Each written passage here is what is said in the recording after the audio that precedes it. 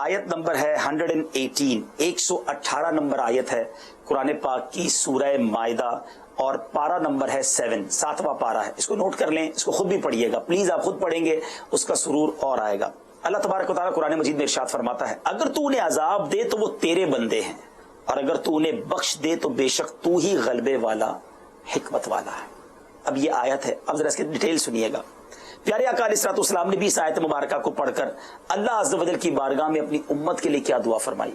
چنانچہ حضرت عبداللہ بن عمر بن العاص رضی اللہ تعالیٰ عنہ فرماتے ہیں کہ سرکار دو عالم علیہ الصلوۃ والسلام نے قرآن پاک میں سے حضرت ابراہیم علیہ الصلوۃ والسلام کے اس قول کی تلاوت فرمائی، جس کا ترجمہ ہے، اے میرے رب، ان بتوں نے بہت سے لوگوں کو گمراہ کر دیا ہے، جو شخص میری پیروی کرے گا وہ میرے راستے پر ہے. اور وہ آیت پڑھی جس میں حضرت عیسیٰ علیہ الصلوۃ والسلام کا یہ قول ہے، اے اللہ، اگر تو ان کو عذاب دے تو یہ تیرے بندے ہیں، اور اگر تو ان کو بخش دے تو تو غالب حکمت والا ہے. پھر نبی پاک علیہ الصلوۃ والسلام نے اپنے ہاتھوں کو دعاؤں کے لیے اٹھایا اور روتے ہوئے عرض کرنے لگے، اے اللہ عز و جل، میری امت. اللہ تعالیٰ نے فرمایا، اے جبرائیل، محمد صلی اللہ علیہ وسلم کے پاس جاؤ اور ان سے معلوم کرو ماجرا کیا ہے. حالانکہ رب تو سب جانتا ہے. جبریل امین نبی پاک علیہ الصلوۃ والسلام کی بارگاہ میں حاضر ہوئے اور عرض کی، حضور کیوں گریہ تاری ہے، کیوں آنسو بہ رہے ہیں؟ تو پیارے آقا علیہ الصلوۃ والسلام نے کیا کہا؟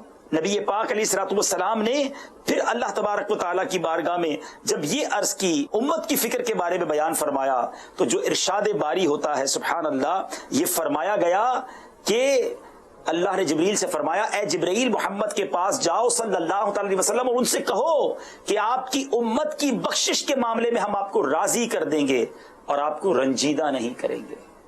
اللہ اکبر، نبی پاک کی رضا پوری ہوگی. آپ ذرا حدیثیں سنیے گا. اس حدیث سے جو باتیں معلوم ہوئی، علماء نے لکھا، نمبر 1، رسول کریم علیہ الصلوۃ والسلام اپنی امت پر کمال درجے کے شفیق و مہربان تھے اور امت کی بھلائی اور بہتری میں کوشاں رہتے تھے، اور آپ علیہ الصلوۃ والسلام نے اپنی امت کے لیے کسی شرط اور قید کے بغیر بخشش کی دعا مانگی. دوسری بات اس حدیث سے کیا سیکھنے کو ملی؟ اس امت مرحوم کے لیے عظیم بشارت ہے کہ اللہ تعالیٰ اس امت کی بخشش کے معاملے میں اپنے حبیب صلی اللہ تعالیٰ علیہ وسلم کو راضی فرمائے گا. تیسری بات، اللہ تعالیٰ کی بارگاہ میں اس کے حبیب صلی اللہ تعالیٰ علیہ وسلم کا مقام بہت بلند ہے. سب کچھ جاننے والا ہونے کے باوجود جبریل امین علیہ الصلوۃ والسلام کو اللہ تبارک و تعالیٰ نے رسول پاک کی بارگاہ میں بھیجا. اس سے آپ علیہ الصلوۃ والسلام کی عظمت، شرف اور بزرگی کو ظاہر فرمایا. نمبر 4، نبی پاک علیہ الصلوۃ والسلام اللہ تعالیٰ کی بارگاہ میں مقبولیت کے اتنے اعلیٰ مقام پر فائز ہیں کہ اللہ تعالیٰ آپ کی عظمتوں کو ظاہر فرماتا ہے اور آپ کو راضی فرماتا ہے. سیدی اعلیٰ حضرت امام اہل سنت نے بارگاہ الہی میں کیا خوبصورت عرض کی. آئیے ہم بھی انہی الفاظ کے ساتھ اللہ کی بارگاہ میں عرض کرتے ہیں. اشعار سنیے گا ذرا. اب یہ آیت ذہن میں رکھیے گا، یہ حدیث ذہن میں رکھیے گا، اور اب ان اشعار کو سنیے گا. سیدی اعلیٰ حضرت نے اللہ کی بارگاہ میں کیا عرض کی. لکھتے ہیں، ہم ہیں ان کے، وہ ہے تیرے، تو ہوئے ہم تیرے. ہم ہیں ان کے، وہ ہے تیرے، تو ہوئے ہم تیرے. اس سے بڑھ کر تیری سمت اور وسیلہ کیا ہے.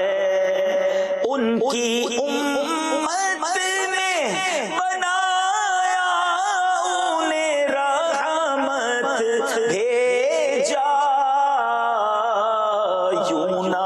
فرما کہ تیرا رحم میں دعویٰ کیا ہے. اے اللہ، ان کی امت نے بنایا ہے اور انہیں تو نے رحمت بنا کے بھیجا ہے. پھر ہم تو رحمت کے حقدار ٹھہرے، سوالی ٹھہرے، آقا کے امتی جو ہیں. اور کیا خوبصورت التجا کی ہے کہ صدقہ پیارے کی حیا کا کہ نہ لے مجھ سے حساب، بخش دے پوچھے لجائے کو لجانا کیا ہے. اے رب، نبی نبی پاک بڑے با حیا ہے، اے اللہ بڑے شرم والے ہمارے آقا، حیا والے، ان کی حیا کا صدقہ ہم سے حساب نہ لینا، بخش بے پوچھے، اے اللہ پوچھنا نہیں، لجائے یعنی شرمندہ کو اور کیا شرمندہ کرنا ہے، لجائے کو لجانا کیا ہے، ہمیں پہلے ہی پتا ہے کہ ہمارے پاس کچھ نہیں ہے، پوچھا گیا تو شرمندہ ہی ہونا ہے، پلے کچھ نہیں ہے مالک، بس بغیر پوچھے اپنے محبوب کی حیا کے صدقے ہمیں بخش دینا۔ بہت خوبصورت آیت، بڑی پیاری تفسیر، یقین کریں ایمان تازہ ہو گیا کہ ہمارے آقا ہم سے کتنا پیار فرماتے۔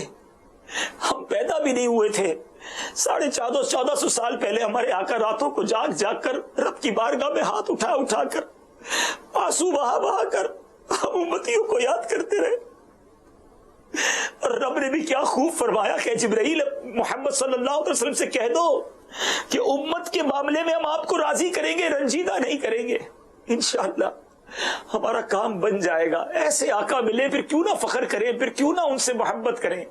اب سوچنا اسے ہے کہ ایسے آقا ہوں اور انہی کو ناراض کرے، ان کی سنتوں کے دور رہ کر زندگی گزارے، وہ جو فرمائے اس کے خلاف کرنے والا سوچے کہ وہ کیسا نمک حرام ہے، وہ کیسا بے وفا ہے جو اپنے آقا سے وفا نہیں کر رہا اور نبی پاک کے امتی ہونے کا حق ادا نہیں کر رہا۔ سیدی اعلیٰ حضرت نے لکھا نا، جو نہ بھولا ہم غریبوں کو رضا، جو نہ بھولا ہم غریبوں کو رضا، یاد اس کی اپنی عادت کیجئے۔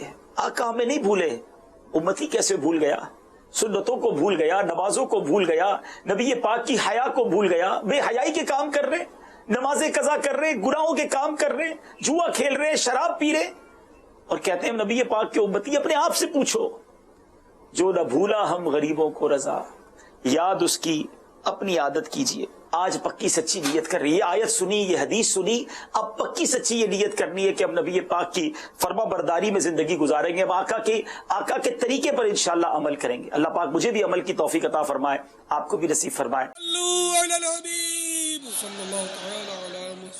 مجھے اپنی اور ساری دنیا کے لوگوں کی اصلاح کی کوشش کرنی ہے۔